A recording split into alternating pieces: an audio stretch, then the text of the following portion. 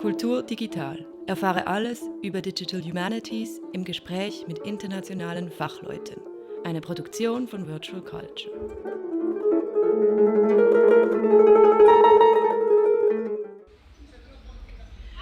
We are now sitting in this nice garden of the ISR, the Istituto Svizzero di Roma, where we are having a summer school on digital humanities. And yesterday, Petra, Vlad and Rebecca Rochat introduced the Cinémathèque Suisse in this conference, and I'm very glad that I have the opportunity to talk with them a bit more here in this garden, and I would like to hand over the word to you just for a short introduction. First of all, thank you very much for your invitation. It's a pleasure for us also, not only to be here, but most of all to speak about our Cinémathèque and even more about our problems. I think it's a way to resolve the problems speaking about it. So I'm Petra Vlad, and I'm the chief curator of the film-related collections in the Cinémathèque Suisse.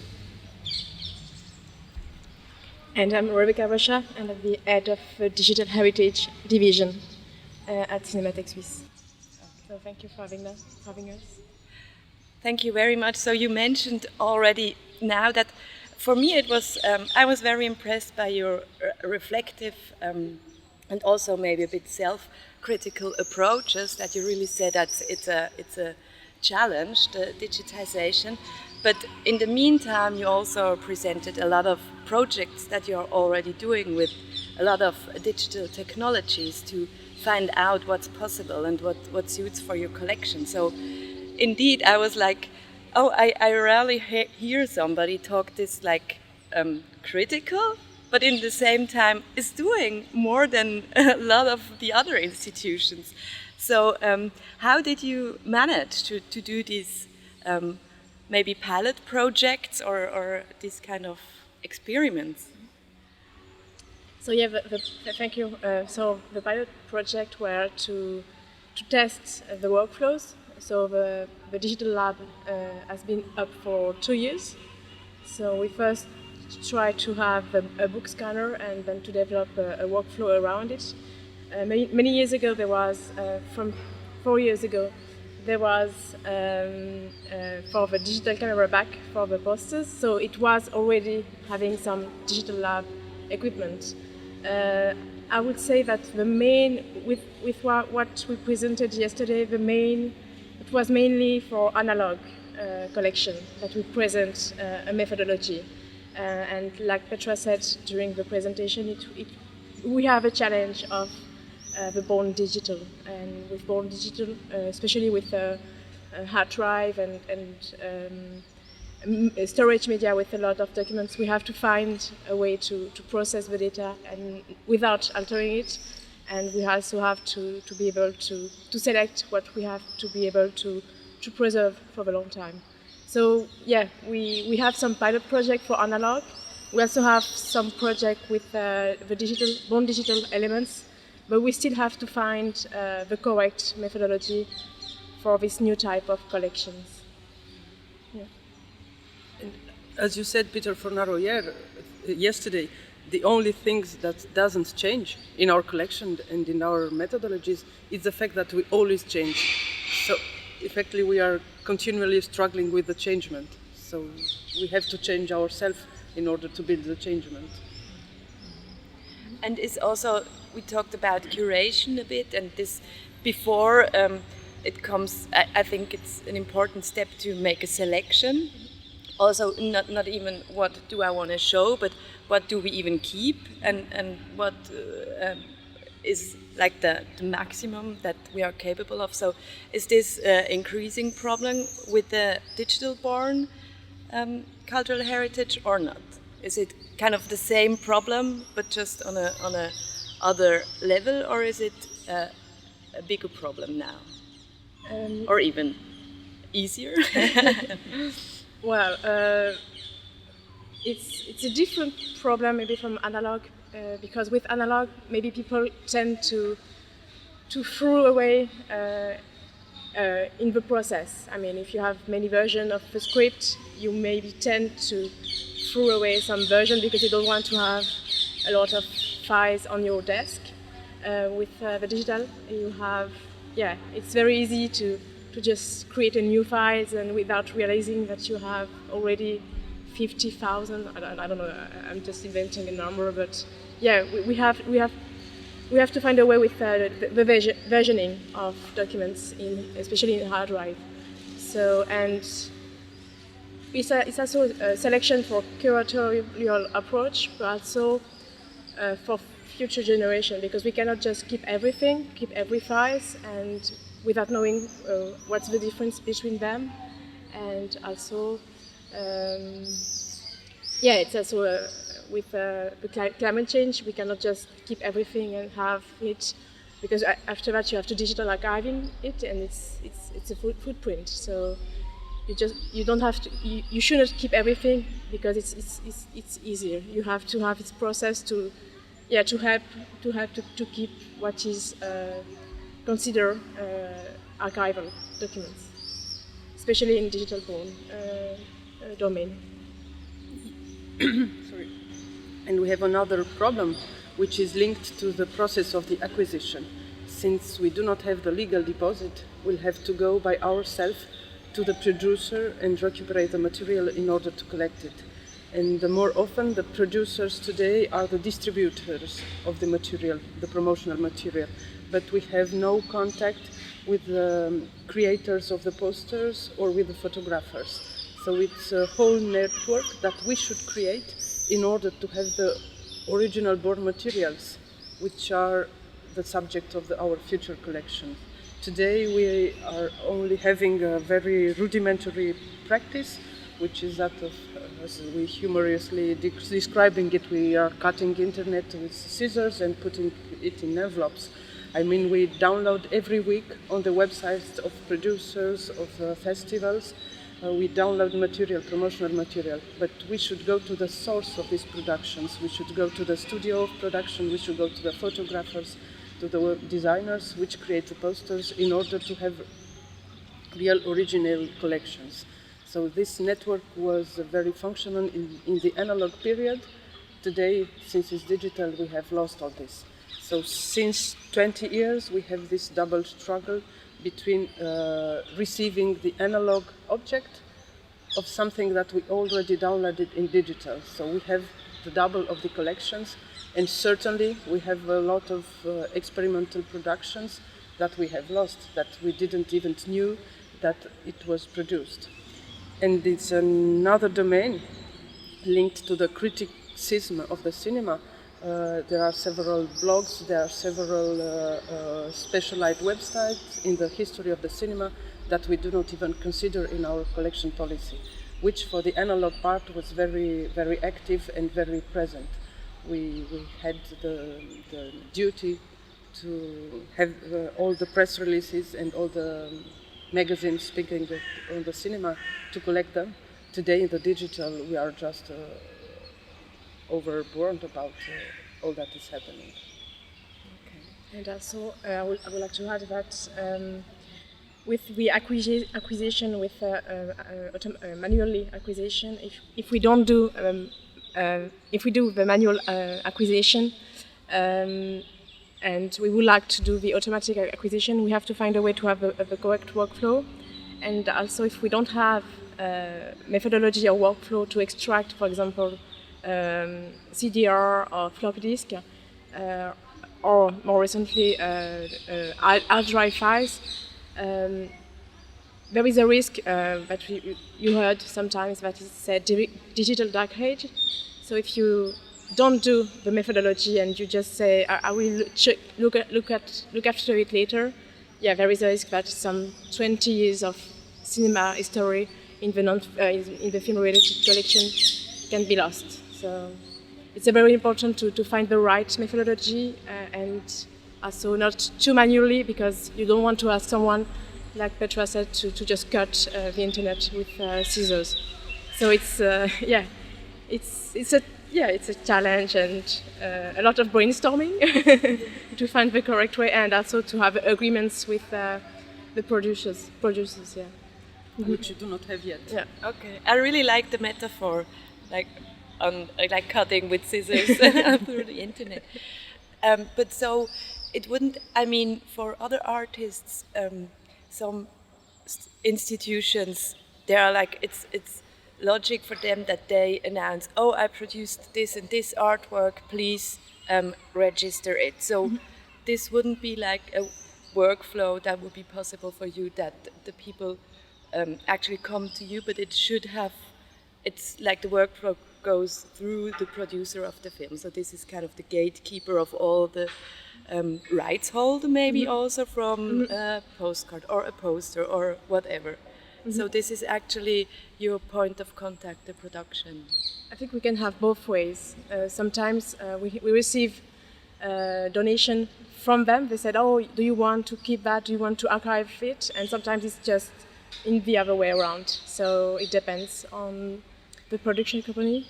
And it depends on the period also, because the most often film productions which are presented for the first time in a festival, they do not even have the time to produce the promotional material.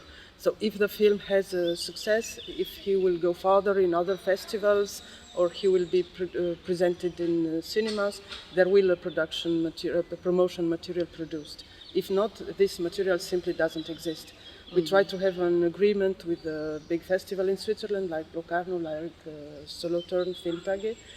And the most difficult point was that the film producers are very concerned about the production of the film. And they forget about sending photos and creating the posters. It's like, it's not their job to do this part. So, as you said, in other institution or another branch of the art history, there are domains that are accepted as being creations. Our film-related collections are more like communicative instruments in order to produce the film. So it's not, maybe even sometimes we have a most beautiful poster than the film in itself, but that history we'll see later, it's too soon. But in the contemporary, for the strictly creation of today, this mechanism is not quite linked yet. In a comparison to the analog poster production, you have a strict point where you have to go in print, right? And then you have an amount, and then maybe you have some spare ones, and then you can send them in. But nowadays, I think maybe only minutes before the film is shown, the final image is released on the internet. So I think it's really hard to also get the right point of where, when the product or the artwork is finalized, and also for the ones that are producing them, it's like a constant challenge, and you nearly have time to really also get hold of it and say, this is now the final product, and we can keep this. So maybe another a bit of another question. We went together yesterday to the ESA, the European Space Research Institute in Frascati, and I was wondering how it was for you. I mean, we said that there are a lot of methodologies maybe in the imaging sector that we could compare, but even though it's a totally different culture, I think. So how was it for you? Could you like profit from some of the issues they mentioned, or what was your impression? I think for the methodologies and the techniques that we use today in the Cinémathèque, it's too soon for us, but it was very inspiring, and it was our starting point. When I arrived at the Cinémathèque 2 years ago, I talked to the team. Rebecca wasn't still in the Cinémathèque, so the first thing I did, I created this digital department in the film-related department of the collections, and I told them we do not link with the Fine Art Museum because we are not a fine art production. We do not link to a library because we are not a library, and we do not link with an archive because we are not strictly an archive. We are all these things together, and we are an industry. So the most interesting for us will be to link to groups of research concerned about the scientific process of questioning an image. a very technical process about how the image is born, how the image is constructed. And it was my first thought to go through scientific researcher. And I had a previous experience in France when I worked before. I was very linked to IRM specialists, physicians, which work in the medical imagistic. And it was very interesting, like yesterday also, to see the processes of creating the image, and more interesting even the process of interpretation of these images, which we do not have today in analyzing posters, which are a very gigantesque quantity, and we have the brains necessary to analyze. So I really believe that artificial intelligence is the way through studying this part of, I don't know yet if it's art history, if it's documentation, but it's something in between. And that's the most interesting part in these film-related collections. Mm-hmm. Yeah, it's exactly that. With what we saw yesterday at the ESA, with had to process the images, and I mean, it's such a huge. I think I don't remember the numbers by day of sending data. I think it was 200 terabytes per day. So it's quite huge, and also to have a methodology to be able to be able to process this data and to archive it with the challenges that it implies. So it was very interesting, and also all the methodology around AI was also very inspiring, because, like Petra said, if we want to study the collection, there is no way around. With the quantity, and I think it's like 4 million elements, analog elements, and so if we want to know the collection without hiring 8 people for 25 years, it's one of the main approach that we would love to see. But yeah, you have to. It's a process to find also the funding, and yeah, it's a lot of process before we can end up with something that is usable. Yeah. But you mentioned yesterday that you already did some experiments on this. Yeah. Already, so. Yeah, what is very with different Horizon 2020 projects, so the Transcribers one. What is really great about that one is that it is you don't need to be a computer scientist to do AI, so you can just use the software and learn with all the documentation online. And so with that, you can already have results, especially with handwritten documents. But it's a small amount of the collection. It's like maybe 25 logs, and with Transcribers you need to have a continuity with the handwriting. You cannot just do the model with 10 words. So you have to have someone that has written a lot of documents in the Cinémathèque. So Freddy Buach was a good use case for the handwriting. So yeah, we were able to start with a different AI project, and mention also with mass digitization, you have to find a process and methodology to extract the metadata, and yeah, we just do very quick try, but we don't have yet the time or the resources to be able to create a full workflow and full model of trained model with for metadata extraction, with especially with posters, with So yeah, there is a lot of what we see yesterday was a lot of test and just trial and to see how it works and to find the best way to orientate the research.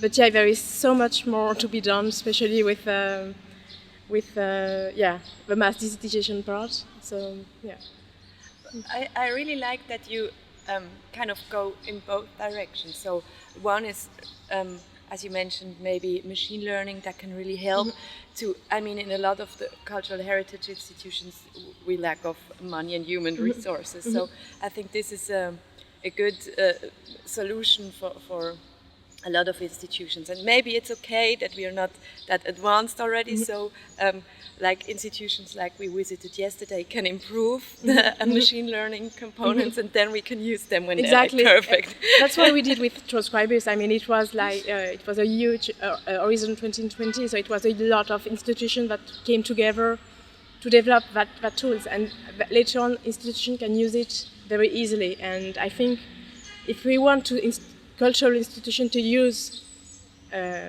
machine learning without hiring engineers or computer scientists, it's one of the way to be able to use it easily. But also you cannot just use it for all the collection. You still have to do a selection of what is important, because you don't want to do AI on everything. It's not significant to do it on every item of a collection.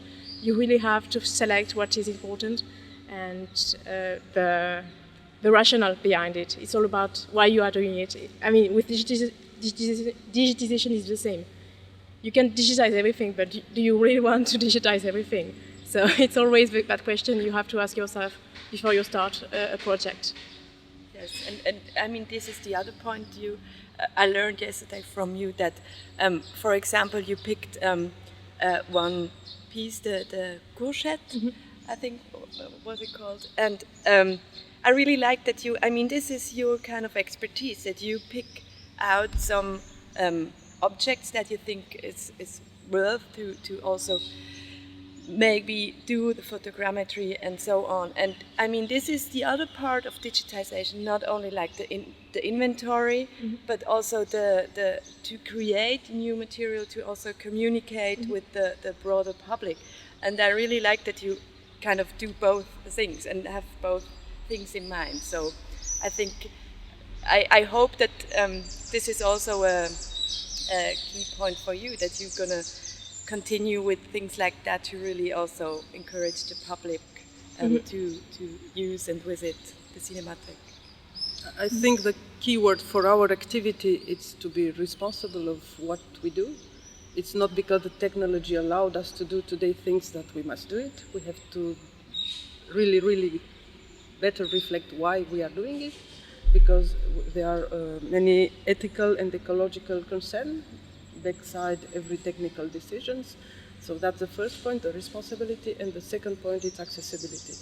Our job is to open the storages. We have thousands square meters of collections which are only accessible to 4 people which work in it, and for 4 researchers which come every year. So for us, it's not very responsible. We are a cultural public institution. We have to open it. So opening it, it's a whole process. We do not open it in an innocent way and tell to people, come and see what we have. Even, for instance, we have a project today with the University of Lausanne. We will try to do next year an exhibition about the 75 years of the Swiss Cinémathèque, only looking for the poster concerning the Cinémathèque's productions. Put us almost 1 week to find them. Posters are not classified, they are just put in the boxes since we created the new building and we are in it for 2 years. So accessibility is a process, and we have very good to reflect the process before we open the doors. But the objective is to open it.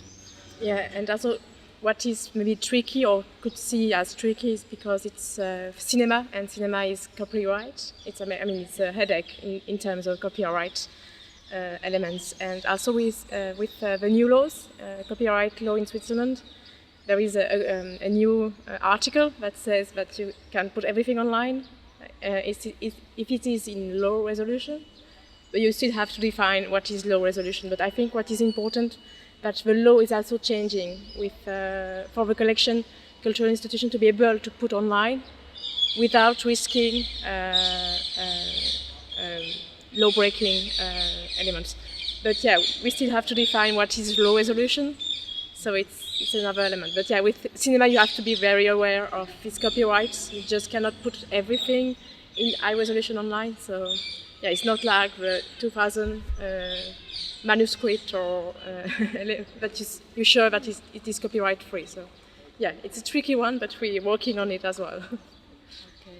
Yeah, that I imagine this is a big challenge because it's also you have like you're getting always new material, so you don't have like this. Oh, it's 70 years old, so we can use it. So that's really hard, I guess. But anyhow, maybe to sum up and to also again mirror you that your impression. I mean, I really like your institution and how you also, if you say you need to open up. I think you're already doing it great because you also do seminars with universities and you let them. You don't only like open up, but you let them participate. So I think this is a really good chance also with the digital means to really engage people to collaborate. Maybe we are too critical with ourselves. Absolutely. But I mean that's a good drive, right? Exactly. So you never continue. stand still. Exactly. So thank you very much for this inspiring talk, and yeah, I hope to be in touch with you again and see what the Cinémathèque's producing next time. Thank you very much. Thank you very much. Thank you.